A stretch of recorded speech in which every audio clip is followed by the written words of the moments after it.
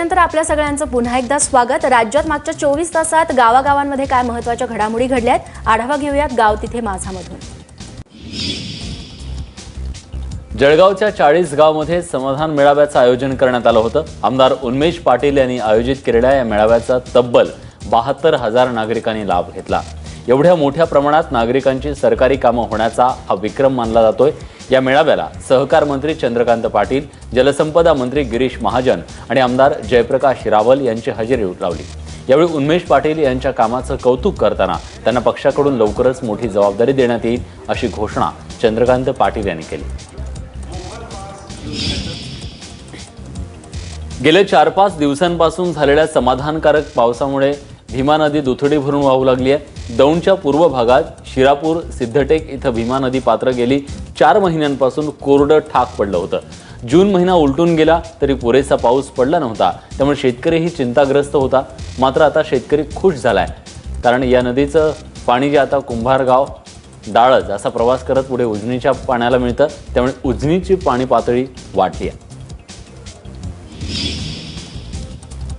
1 जुलैला राज्यात 2 कोटी वृक्ष लागवडीचा विक्रम करण्यात आला। मात्र उस्मानाबाद जिल्हाधिकारी आणि पंचायत समिती कार्यालयात मात्र या कार्यक्रमाला हरताळ फासल्याचा प्रकार घडल्याचं चित्र आहे। उस्मानाबाद पंचायत समिती कार्यालयात वृक्षारोपणासाठी आणलेली झाडं टेबलावरच पडून आहेत, तर जिल्हाधिकारी कार्यालयात चक्क जिन्याखाली फेकून देण्यात आली आहेत।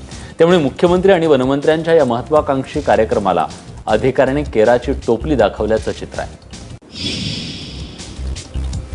अकोला महापालिका हद्दवाढीचा अहवाल शासनाकडे सादर करण्यात आलेला आहे, त्यामुळे हद्दवाढीच्या हालचालींना आता वेग येणार आहे। महापालिकेची स्थापना झाल्यानंतर नियमानुसार 3 वर्षांनंतर शहराची हद्दवाढ होणं अपेक्षित होतं। मात्र प्रशासनाचा वेळकाढूपणा आणि लोकप्रतिनिधींच्या इच्छाशक्तीचा अभाव यामुळे गेली 15 वर्ष हा रखडलेला प्रश्न आता पुन्हा एकदा सुटेल अशी चिन्ह दिसू लागली आहेत। अकोला जिल्ह्यातल्या मूर्तिजापूर पंचायत समिती अंतर्गत रोहयोच्या कामात मंजूर करण्यात आलेल्या 816 विहिरी रद्द करण्यात आल्यात। या विहिरींसाठी शेतकऱ्यांनी सर्व निकष पाळत हजारो रुपयांचा खर्च केला होता। मात्र आता या विहिरी मिळणार नसल्यानं शेतकरी संघटना आक्रमक झाल्यात। या प्रकरणी दोषी असलेल्या कर्मचाऱ्यांवर फौजदारी खटला दाखल करावा, तसंच उच्चस्तरीय चौकशी करावी अशा मागण्या निवेदनाद्वारे मुख्यमंत्र्यांकडे करण्यात येणार आहेत।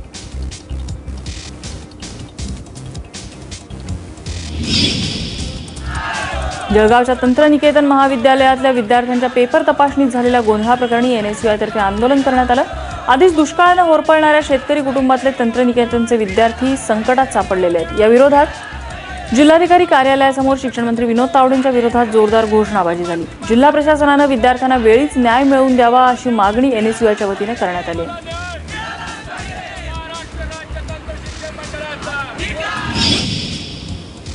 अमरावतीतील देवी एज्युकेशन सोसायटी संचालित एडीफाय शाळेमध्ये प्रवेश घेतल्यास विद्यार्थ्यांचं जे शैक्षणिक नुकसान होईल त्याला पालक स्वतः जबाबदार राहतील। त्यामुळे या शाळेत आपल्या पाल्यांना प्रवेश देऊ नये असं आवाहन शिक्षण विभागाकडून करण्यात आलंय।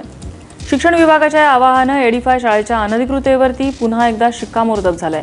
एडीफायच्या जिल्ह्यातल्या 6ही शाळा अनधिकृत असल्याची माहिती शिक्षण विभागाने दिली आहे।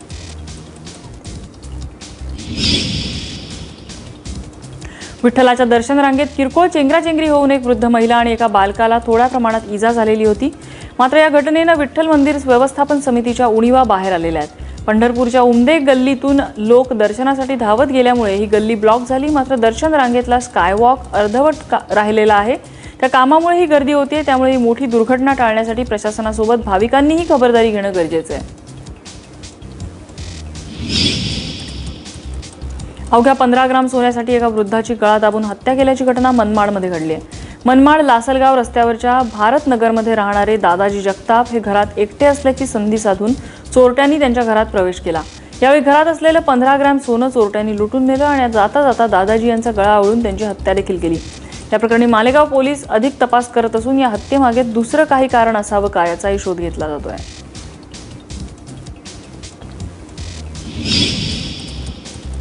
चंद्रपुरात अवैध दारू विक्री विरोधात पोलिसांनी राबवलेल्या धाड सत्रात शिवसेनेच्या चिमूरमधील माजी शहर प्रमुखासह 3 जणांना अटक करण्यात आली। चिमूर तालुक्यातल्या कवडसीच्या जंगलामध्ये काही लोक मोहफुलाची दारूभट्टी चालवत असल्याची माहिती पोलिसांना मिळाली होती। त्यानुसार छापा टाकला असता तिथे शिवसेनेचा माजी शहर प्रमुख सुनील पाचारे हा दारू काढताना आढळून आला। पोलिसांनी घटनास्थळावरून 200 किलो मोहफुलाचा सडवा आणि 40 लिटर दारू जप्त केली आहे.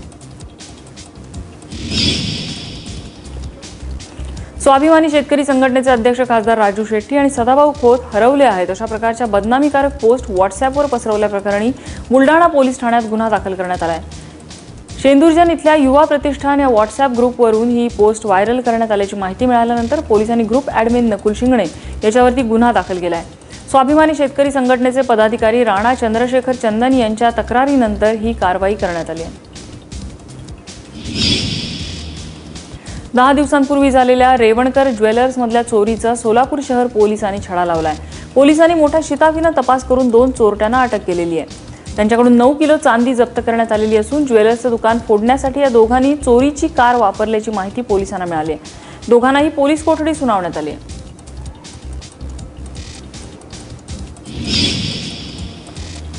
सोलापूरच्या सिद्धेश्वर तलावात आढळून आलेल्या मृतदेहाच्या हत्येचं गूढ उकललंय. 28 जून रोजी या तलावात शिवकुमार पोतदार या तरुणाचा मृतदेह आढळला होता. नातेवाईकांनी ही आत्महत्या असल्याचा दावा केला होता, मात्र शवविच्छेदनात शिवकुमारचा गळा आवळल्याचं स्पष्ट झालं होतं. त्यानुसार पोलिसांनी हत्येचा गुन्हा दाखल केला आणि त्यानंतर तपास केला असता शिवकुमारच्या काकानंच मुलाच्या मदतीने त्याची हत्या केल्याचं उघड झालंय. धुळ्यात एका रोपविक्रेत्याचे 27,000 रुपये चोरी करण्यात आले. उदरनिर्वाहासाठी बिहारमधून धुळ्यात रोपविक्रीचा व्यवसाय करणाऱ्या राजमंगल या विक्रेत्यानं कुंड्यांच्या खाली एका पिशवीत ही रक्कम ठेवली होती. त्यात आणखी 3,000 जमवून एकूण 30,000 त्याला गावी पाठवायचे होते, मात्र त्याआधी चोरट्यांनी या पैशांवरती डल्ला मारलाय. या प्रकरणी पोलिसात तक्रार दाखल करण्यात आली आहे. नायगाव तालुक्यातल्या पिंपळगावमध्ये 73 पोते गुटखा जप्त करण्यात आला आहे. स्थानिक गुन्हे अन्वेषण शाखेनंही कारवाई केली आहे. गुटखा विरोधी मोहिमेत आतापर्यंत 10 कोटी किमतीचा गुटखा पकडण्यात आला आहे. जिल्ह्यातील शेजारच्या तेलंगणा आणि आंध्र प्रदेशातून मोठ्या प्रमाणात गुटखा येतो, त्यामुळे सीमावर्ती भागात गुटखा साठवणुकीचे अड्डे तयार झालेले आहेत. धुळे शहरातल्या कॉलेज रोड परिसरातल्या वसाहतींना नळाद्वारे होणाऱ्या पाणी पुरवठ्यात वारंवार जंत सापडत असल्यामुळे नागरिकांनी या संदर्भात महापालिकेकडे तक्रार केलेली आहे, मात्र काहीच कारवाई त्या संदर्भात होत नाहीये. एखाद्याचा जीव गेल्यावरच पालिका कारवाई करणार का, असा संतप्त सवाल नागरिकांकडून विचारला जातोय. पालिकेकडून दूषित पाणी पुरवठा होत असल्याने नागरिक या परिसरातल्या विहिरीमधल्या पाण्याचा वापर सध्या करतायत.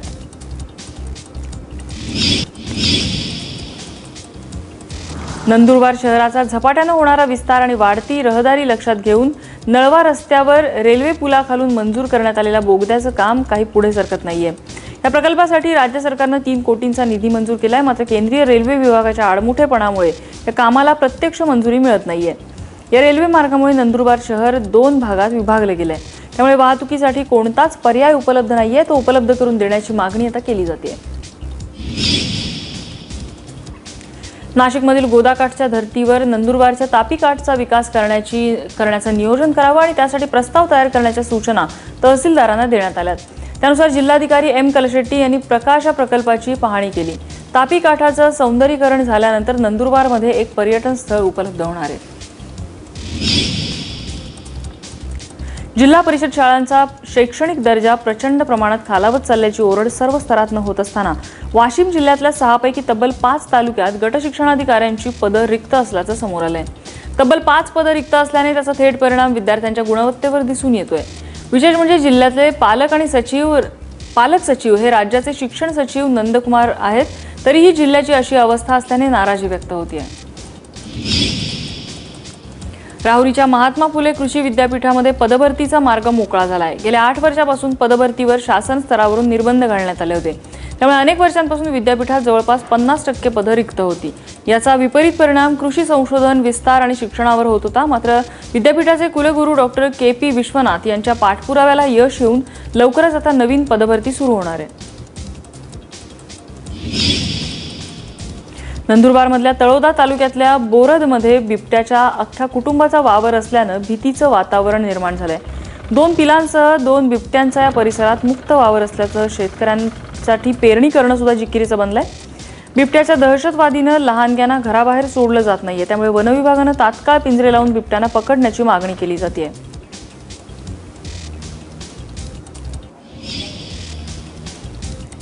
गेल्या महिन्याभरात झालेल्या दमदार पावसाने रायगड जिल्ह्यातली 13 धरणं पूर्ण भरली आहेत. जून महिन्यात जिल्ह्यात सरासरी 106.46% तर जुलैमध्ये आतापर्यंत 42.90% पावसाची नोंद करण्यात आली आहे.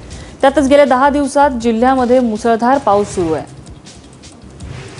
त्यामुळे लघु पाटबंधारे विभागाच्या अखत्यारीतल्या 28 पैकी 13 बंधारे पूर्ण भरलेत, तर इतर 15 धरणं 90% अधिक भरलेली आहेत. या धरणांवर पावसाचा आनंद लुटण्यासाठी तरुणाईची आता गर्दी होताना दिसतेय. लातूर जिल्ह्यात दिवसरात्र पावसाने दमदार हजेरी लावल्यानं बळीराजा सुखावलाय. मान्सूनपूर्व पावसामुळे जिल्ह्यातल्या अनेक शेतकऱ्यांनी पेरणी केलेली होती, ते पीक या पावसामुळे बचावलंय. जिल्ह्यातल्या भिसे, वाघोली आणि रेणापूर पट्ट्यात पहिल्यांदाच दमदार पाऊस झालाय. या पावसामुळे पेरणीच्या कामांना वेग येणार आहे. पिण्याच्या पाण्याचा प्रश्न मात्र आजही बिकटच आहे. नाम फाउंडेशनने दत्तक घेतलेल्या वर्ध्यातल्या अमलाचा कायापालट झालेला आहे. या गावात उन्हाळ्यात दुष्काळ निवारणाची अनेक कामं झालेली होती, त्याची फलश्रुती आता दिसू लागली आहे. जल पुनर्भरणाच्या कामांमुळे गावातल्या पाणी पातळीत वाढ झालेली आहे. नाला खोलीकरणानंतर आणि शेतात बांधांची कामं झाल्यानं पाणी साचायला मदत होतीये. नामच्या कामांचे परिणाम दिसू लागल्यानं सध्या अमलाच्या रहिवाशांचा उत्साह वाढला आहे.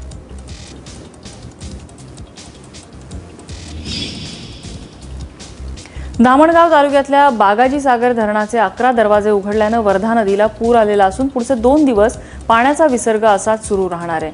अमरावती आणि वर्धा जिल्ह्याच्या सीमेवर असलेल्या बागाजी धरणाचा पाणीसाठा सततच्या पावसानं मोठ्या प्रमाणात वाढलेला आहे. त्यामुळे प्रति सेकंद 154 घनमीटरनुसार पाण्याचा विसर्ग सुरू आहे. धरणाचे 11 दरवाजे 20 सेंटीमीटर पर्यंत उघडल्यानं वर्धा नदीला पूर आलेला असून नदीकाठच्या गावांना सतर्कतेचा इशारा देण्यात आला आहे. दौंडच्या पूर्व भागातल्या शिरापूर सिद्धटेक इथलं भीमा नदीचं पात्र दुथडी भरून वाहू लागलंय. गेल्या 4 महिन्यांपासून कोरडं ठाक पडलेल्या या पात्रात मुसळधार पावसाने काठोकाठ पाणी खळाळतंय. हीच नदी पुढे वाहत कुंभारगाव डाळज असा प्रवास करते आणि पुढे उजनीमध्ये मिसळत असल्यामुळे उजनीचा पाणीसाठा देखील वाढतोय. कोरड्या पडलेल्या शिवारात पाणी खेळू लागल्यामुळे शेतकरी चांगलाच आनंदलाय. मोठा गाजावाजा करून लातूर पालिकेत वृक्षारोपणाची मोहीम राबवण्यात आली होती. अनेक ठिकाणी 8 ते 10 फुटांची झाडं लावण्यात आली. या झाडांची आता दुर्दशा झाली आहे. शहरातल्या बसवेश्वर चौक ते बाभळगाव नाका या मार्गावर अनेक खड्ड्यांमध्ये नुसतीच झाडं ठेवण्यात आलेली होती. ही झाडं आता आडवी झालीत. अनेक झाडं तर वाळून गेलेली असून ती नुसतीच रस्त्यावर पडलेली आहेत. पालिकेच्या वृक्षारोपणाच्या दिखावेगिरीवरती नागरिकांनी संताप व्यक्त केलाय. राज्य सरकारच्या वृक्ष लागवडीच्या मोहिमेत सहभागी होत नंदुरबारमध्ये 13 लाख वृक्षारोपणाचं उद्दिष्ट ठेवण्यात आलंय. या अभियानात नानासाहेब धर्माधिकारी प्रतिष्ठान आणि जिल्ह्यातल्या पत्रकारांनी पुढाकार घेत 15 दिवसात 1000 झाडं लावण्याचा संकल्प केलाय. या 1000 झाडांचं धर्माधिकारी प्रतिष्ठानतर्फे संगोपन केलं जाणार आहे. शिर्डीतल्या शिलधी प्रतिष्ठाननं पर्यावरणाचा संदेश देण्यासाठी वृक्षाभिषेक रायगडाचा हा उपक्रम राबवलेला आहे. राज्य सरकारच्या वृक्षक्रांती अभियानातून योगदान देण्यासाठी शिलधी प्रतिष्ठानच्या सदस्यांनी शिर्डी रायगड प्रवासादरम्यान जिथे जिथे माळरान दिसेल तिथे कडुनिंबासारख्या डेरेदार वृक्षांच्या बियांची उधळण केली आहे. याशिवाय रायगडावर फुलाफळाच्या रोपट्यांची लागवड करून छत्रपती शिवाजी महाराजांना वृक्षाभिषेक केला आहे.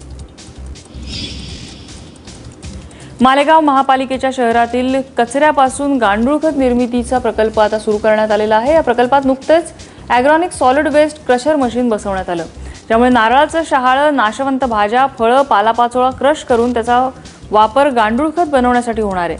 दाट लोकवस्तीचं शहर असल्यानं इथे मोठ्या प्रमाणात कचरा तयार होतो, त्यामुळे रोगराई पसरण्याची शक्यता जास्त असते.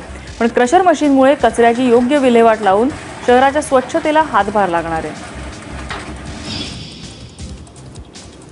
धुळ्याजवळ 24 जून रोजी झालेल्या अवैध प्रवासी वाहतुकीत 18 जणांचा बळी गेला होता. त्यानंतर शहरातल्या अवैध वाहतुकीचा प्रश्न ऐरणीवर आलाय. कालीपिलीच्या माध्यमातून होणाऱ्या अवैध वाहतुकीला शह देण्यासाठी एसटीच्या धुळे विभागातर्फे ग्रामीण भागांसाठी शटल सेवा सुरू करण्यात येणार आहे. लळिंग ते नागाव, फागणे ते मोराणे अशा 18 बसेसच्या माध्यमातून ही शटल सेवा दिली जाणार आहे. 11 जुलैपासून ही सेवा सुरू होतीये. हिंगोली जिल्ह्यातल्या सेनगाव तालुक्यात गुणवंत विद्यार्थ्यांचा सत्कार तसंच दुष्काळग्रस्त भागातल्या विद्यार्थ्यांना शालेय साहित्याचं वाटप करण्यात आलं. विद्यार्थ्यांना पर्यावरणाचं महत्त्व कळावं यासाठी वन प्रदर्शनाचं आयोजनही करण्यात आलं होतं. या प्रदर्शनामध्ये पर्यावरण तज्ज्ञ TM सय्यद यांनी विद्यार्थ्यांना झाडाचं महत्त्व, त्यांचे उपयोग पटवून दिले. तसंच प्रत्येक विद्यार्थ्याला एक झाड देऊन त्याचं संगोपन करण्यास त्याला सांगण्यात आलंय. यंदाचं वर्ष हे केवळ महाराष्ट्रासाठीच नव्हे तर संपूर्ण देशासाठी भीषण दुष्काळाचं ठरलंय. गुजरात, राजस्थान सारख्या वाळवंटी प्रदेशात तर या दुष्काळाची भीषणता प्रचंड होती. या दुष्काळापासून उंटांना वाचवण्यासाठी मोठ्या प्रमाणात उंट मालक महाराष्ट्रात दाखल झालेले आहेत. जळगावात ठिकठिकाणी हे उंट मोठ्या प्रमाणात दिसून येत आहेत. राज्यात सध्या चांगलाच पाऊस झाल्यामुळे या उंटांना मुबलक चारा उपलब्ध झाला आहे. आषाढी एकादशीच्या निमित्तानं चंद्रभागेत स्नान करण्यासाठी येणाऱ्या भाविकांना इस्कॉनतर्फे घाट बांधण्यास सुरुवात करण्यात आली आहे. यासाठी सरकारकडून कोणतीच मदत न मिळाल्यामुळे विविध संस्थांकडून देणगी गोळा केली जाते. मुंबईतल्या सिद्धिविनायक मंदिर ट्रस्टनं या घाटासाठी 1 कोटीचा निधी दिला आहे.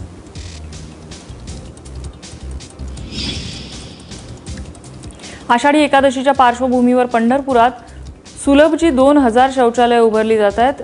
सुलभचे चेअरमन बोंडेश्वर पथक यांनी या कामाची पाहणी केली. भारतातल्या तीर्थक्षेत्राच्या ठिकाणी पहिल्यांदाच एवढ्या मोठ्या प्रमाणात प्रसाधनगृहांची उभारणी केली जाते. इतकंच नव्हे तर भाविकांसाठी चेंजिंग रूम, अपंगांसाठी वेगळी व्यवस्था देखील करण्यात आली आहे.